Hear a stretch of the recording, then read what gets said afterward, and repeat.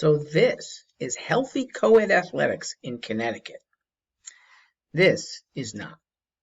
This is single-sex track and field invaded by a male, also in Connecticut, unfortunately, and legal.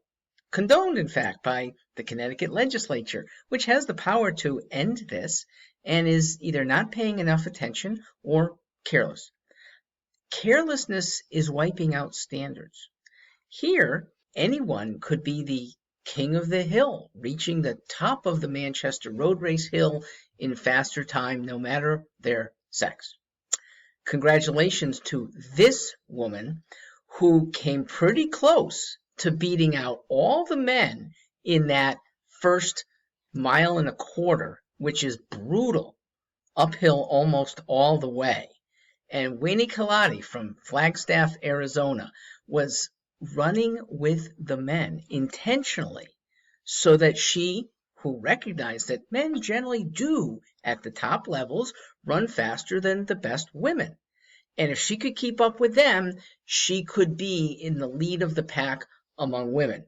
And she did fantastically, beating the previous record by over a full minute. I mean, that's extraordinary. Usually when records of long-standing events have gotten erased, it's by seconds or even tenths of seconds.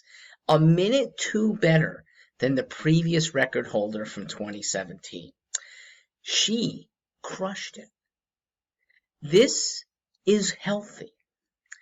That is not healthy.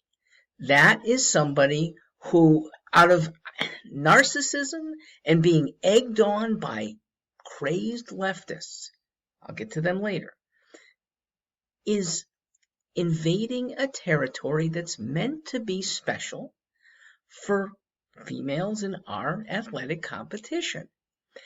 And it should stay that way, even if a confused, usually it's temporarily confused, but even if it's a permanently confused male as to what his gender should be, there are standards that we need to keep. To eviscerate these standards is the same. I don't love analogies, but I'm going to make this one. It's like abolishing age categories for children's sports competition, even non-sports competition. There are math events for ages 8 and younger. Entering an 18-year-old in the same event is manifestly unfair.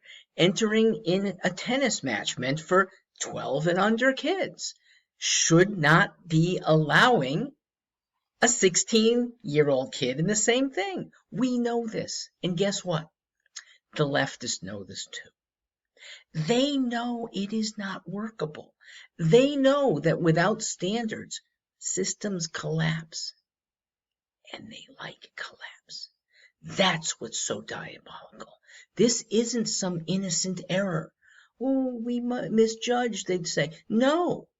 They're calculating. They have judged in their zeal for some crazy new world order. Getting rid of almost every standard in the current world is part of the agenda. They ruin standards. They ruin people. They take away, in athletic events, hard-earned awards from girls who may have a lot riding on it. It might be college scholarships. It might just be prestige within school. It might be self-esteem, a good thing. That gets wiped out when you're lining up as a trained female against a male. And don't try to confuse the two. Everyone knows there is a difference. They take away even the dignity of that male who might be confused and often is egged on by people who don't know how to say no. We need to say no, or at least to say the consequences are you're outside of a long-standing standard that we want to uphold. We're not sinking down to the, oh, whatever feels good to you. If it ruins other people's happiness, it's still good enough. We're not sinking to that. To those males who've been led to be confused and sticking with it, please think about what you are doing to others. I don't think you want to be mean. I know you want to have self-fulfillment.